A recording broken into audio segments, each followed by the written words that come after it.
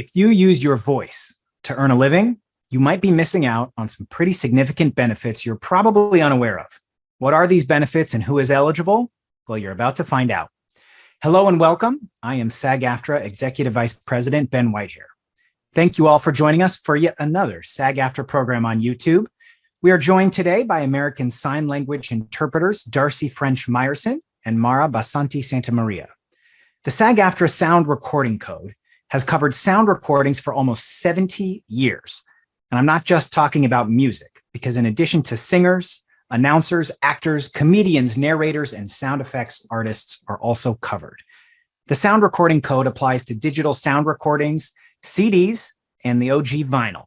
It also includes all music formats, audiobooks, cast albums, and any other sound recording utilizing vocal performance. So, whether you are a singer on a hit song or a voice actor lending your talents to a gripping true crime audiobook or participating in an exciting Broadway cast recording, your performance may be eligible to be covered under the SAG-AFTRA Sound Recordings Code. Here to tell us how the SAG-AFTRA Sound Recording Code works is SAG-AFTRA National Director Music, Kristina Gorbacsov. In this role, Kristina works as an advocate on behalf of singers and dancers working under SAG-AFTRA contracts. Before coming to SAG-AFTRA, Kristina worked at Billboard magazine, managing special projects and securing exclusive artist content from some of the biggest music companies in the industry for Billboard's online platforms. Kristina, welcome. Are you ready to take the stage and enlighten our audience? Thank you, Ben. It's always a pleasure to see you, and I really appreciate you having me on this really important series. I feel like when people hear SAG-AFTRA, they more immediately think of actors and more specifically the on-camera talent. So it's certainly nice to have a chance to talk about an area that people are less familiar with or perhaps don't even know that we cover. And that area is sound recordings. Today's purposes, I'd love to start with just a very basic overview, a sound recordings 101, if you will. I do have a little presentation I'm going to share. Okay, all right.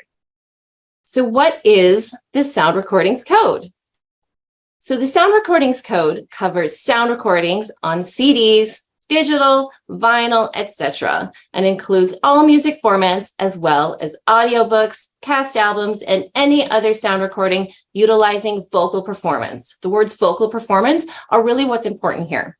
The Sound Recordings Code has been mentioned, has been in existence for very close to 70 years. So since the early 1950s, all the major labels are signed to the code. So which companies are signed to the Sound Recordings Code?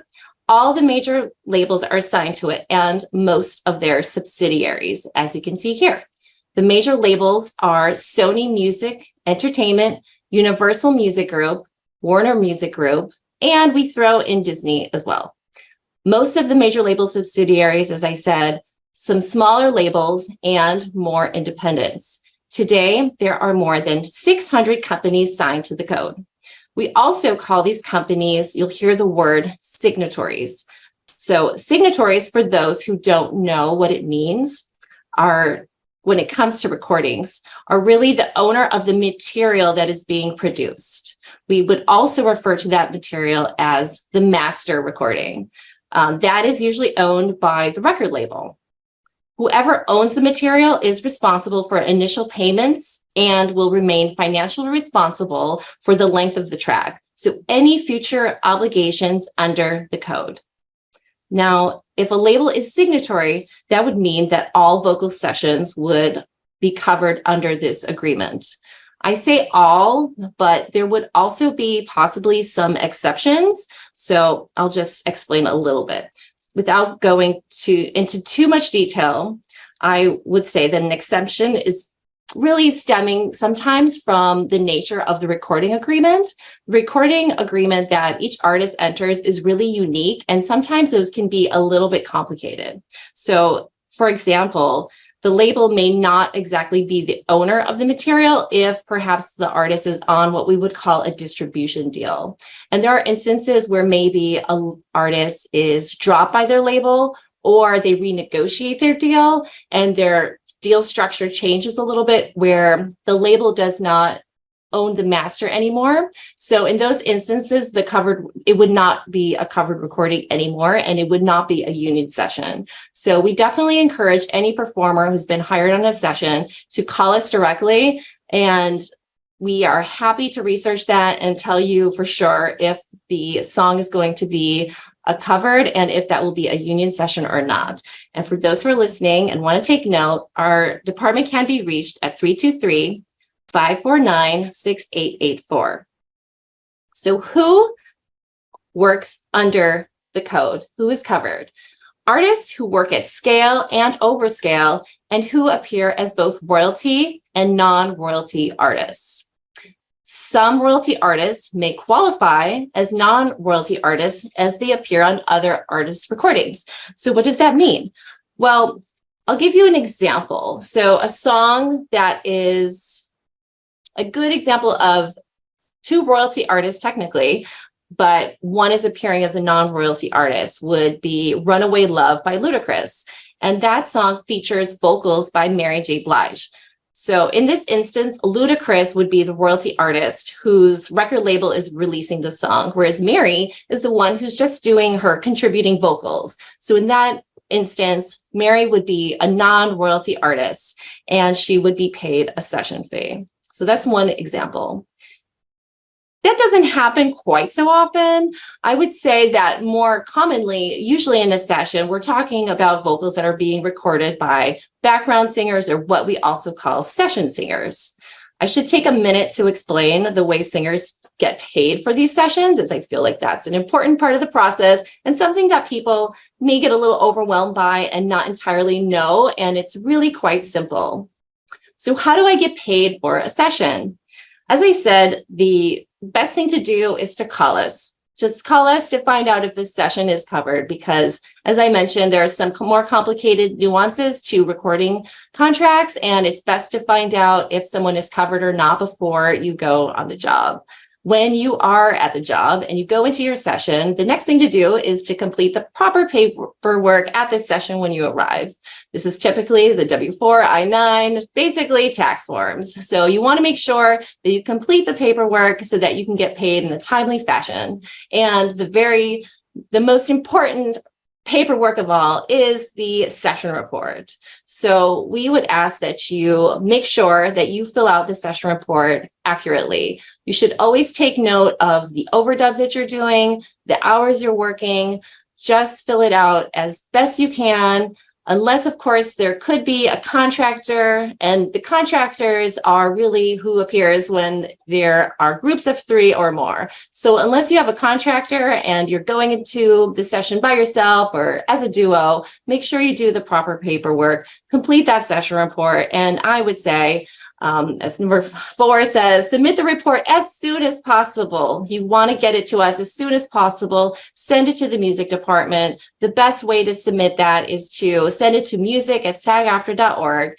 We feel that the best thing to do is to complete it accurately. When everyone still remembers the session, they know the work that you've done. The producer is there to sign it right there, instead of waiting and holding it onto it. We do have some singers who think that they have to wait until the song is actually released. That is not the case. Please, you want to get paid for the work that you do. So I would say to send it to us quickly, and we will submit the report on your behalf to the appropriate party, which is usually the record label. And just so you know, also, the labels have, unless there's a dispute, that payments are due within 21 calendar days. So we do work really hard to get those paid to you quickly and efficiently. So please do that. That's just my little announcement. So next is, what types of payments can I potentially receive? So the singers receive their session payment, but the company is also making contributions to the plans as well. And I'm going to talk about this in a little more detail, but just for purposes of the slide, if the song is reused, then conversion payments may also apply. There's also additional payment to non-royalty artists for digital exploitation of sound recordings and also music videos in which their performance appears. So there are some future payments that you can possibly expect. It depends, of course, on how well the song does, the sales, if it's reused, who's buying it, a lot of factors, but you could potentially receive further payments down the road. So it's always best to record a session under the contract. I also want to say that there are some unique things for royalty artists. So it was slide worthy to take a moment to talk about that. Because of the unique nature of royalty contracts, the code also requires that contributions are made on royalties earned, even if they're unrecouped. So basically what that means is if the artist has royalties earned and credited, even if not paid, the artist, because of their recoupment status, receives a credit towards eligibility. So let me explain that again. So let's say I'm getting my advance and I'm selling albums, but I haven't yet paid back that advance. So I'm not actually collecting that money. The signatories still have to make an H&R contribution on your behalf for those monies. So that's a very good thing for you. Royalty artists under a contract to a label, which are also known as roster artists, also have a special provision and are guaranteed eligibility for health coverage under the SAG-AFTRA health plan. So this is very unique to those active roster artists and definitely something that people don't always know. And if you are signed to a contract, always immediately reach out and we will definitely help you as best we can, check and see if you're active on the roster and help get you settled. I'm going to switch gears and go back to conversions, which I mentioned before. So what does that mean? I talked a little bit about going into a session and recording a song under the sound recordings code, but what happens if perhaps that song is reused in another medium? If the song has been licensed and reused in another medium, and that medium can be a TV show, a film, a video game, a toy, anything you can think of, there could be a payment that's due. The words you may hear besides conversion are reuse and new use, and those all mean pretty much the same thing. So anytime, again, as I mentioned, if the song is licensed and reused in a new medium, there could be a payment due. It's a little bit complicated on some of the structures. They're all really unique and they deserve a whole other webinar of their own. So I don't want to go into too much detail. I would just say that if you hear your song used in a commercial, TV show, anywhere, definitely call us as soon as possible. And we will do our research on the license and file a claim on your behalf to try and collect those monies for you. In addition to those monies, there are also potentially additional payments owed to non-royalty artists for the digital exploitation of sound recordings and music videos on which their performance appears. So yes, royalty artists under contract to a label have a special provision and guaranteed eligibility for health coverage under the health plan, which is very unique to active roster artists.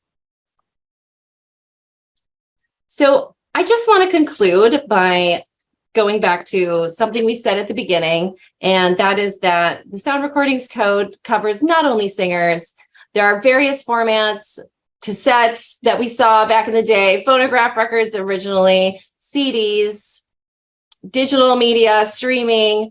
It's changed so much, but the basis always stays the same, which is that we cover vocal performances. And that could be singers, it could be someone singing on a read-along book for children, it could be a Broadway cast album, and beyond. So we cover all vocal performances and we will do our best to help you along the way to help you secure your initial compensation and any future payments beyond. Amazing. So the first question is from someone who says, I am not a SAG-AFTRA member, so I was told I don't receive union scale. Is that true? Absolutely not. So whether you receive union scale or not is not dependent on whether or not you are a member. The job will be union, and if it's union, then the company has to abide by the provisions in our code and pay the rates, which are union scale. You can always also negotiate higher. Just want to mention that. but it does not matter what your status is. If a job is union, the job is union, and you will be deserving of the union rates.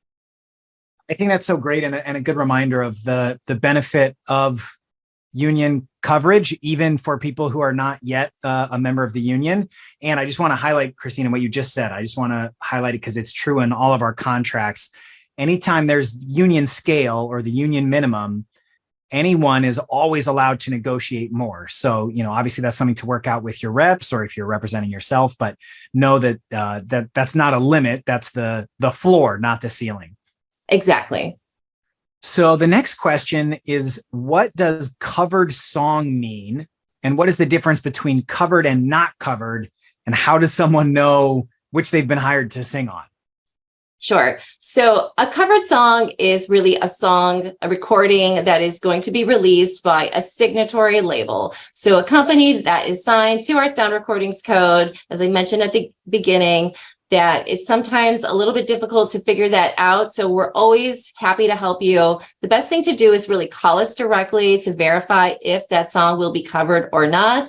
And again, it's just a little bit complicated, but if this company is signed, most of those recordings, if not all, will be a covered recording. Not covered just means that it was done not by a company that was not signed to our contract. Got it. All right. The next question. This person says, my earnings show that I received money that I never received. Who do I call?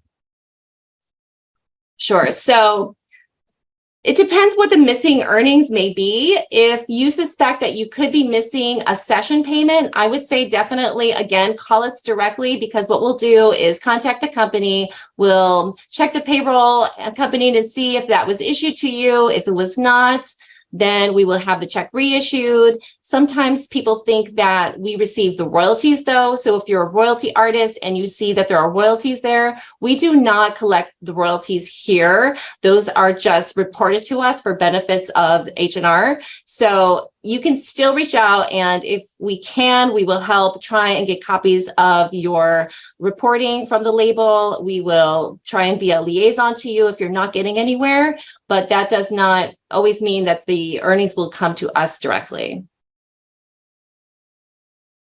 Got it.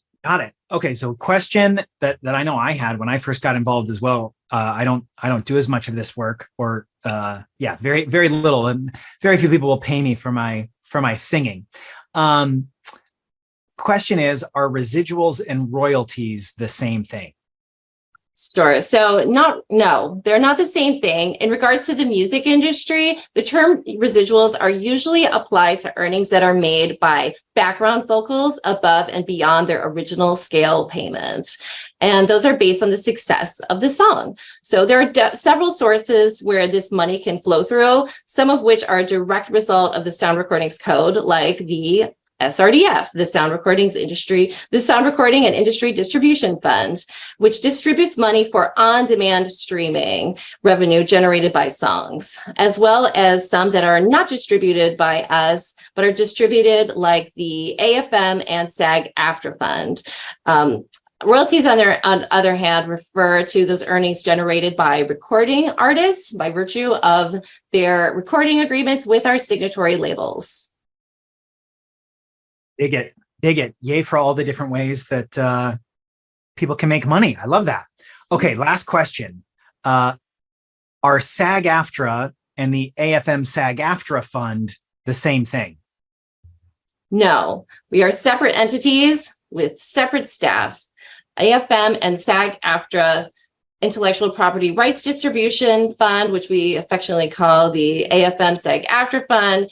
The fund distributes the non-featured artist share of Sound Exchange and AARC. For those who do not know, AARC stands for the Alliance of Artists and Recording Companies. So they distribute the non-artist share of royalties along with other royalties negotiated on behalf of vocalists and musicians. And it's also jointly trusteed by SAG-AFTRA and the AFM. The fund is basically what Sound Exchange is for the featured artists. That's what they are for the non-featured artists. Got it. Well, Kristina, thank you so much for taking the time to be with us today and walking through what I know can be relatively complicated things. Hopefully this gave all of you watching a sense of some of the different ways that you are covered and protected and monies that you're earning, and to keep an eye out to make sure that you're getting the money that you are rightfully owed. So again, Kristina, thank you so much for being here today and for all the work you do for, of course, our SAG-AFTRA members and everyone else impacted by the Sound Recordings Code. As a reminder to everyone watching, you can watch this on replay. This presentation will be on our YouTube channel. You can share it with your friends. And of course, also on our YouTube channel is a whole library of programs on important and informative topics for our members and for the industry. And on behalf of the whole team here at SAG-AFTRA, I want to thank you so much for spending your valuable time to watch today. And a special shout out to our regular viewers who've been tuning in each week for our educational live streams. As always, if you have ideas for topics you'd like to see us cover, shoot us an email, pteoe@sagaftra.org. Thanks, everybody, and we'll see you next time.